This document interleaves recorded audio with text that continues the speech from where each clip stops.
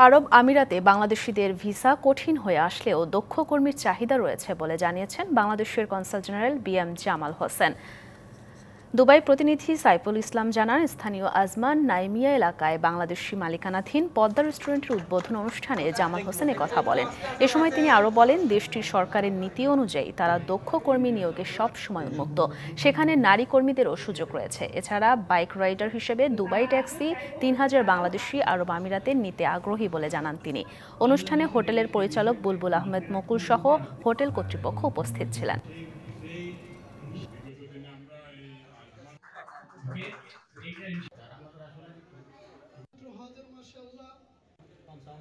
বাংলাদেশি কর্মীদের সততা, নিষ্ঠা, আন্তরিকতা এবং তাদের হার্ড ওয়ার্কিং যে কোয়ালিটিগুলো আছে, এগুলো বিবেচনা করে এখানকার কোম্পানিগুলো বাংলাদেশি কর্মী নিয়োগের ক্ষেত্রে অধিক আগ্রহী।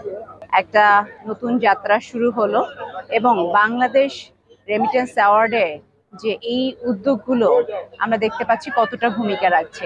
পদ্মা একটি আবেগ, পদ্মা একটি আমাদের ইমোশন, পদ্মা একটি ব্র্যান্ড। এই উদ্দেশ্যে আমাদের পথ চলা।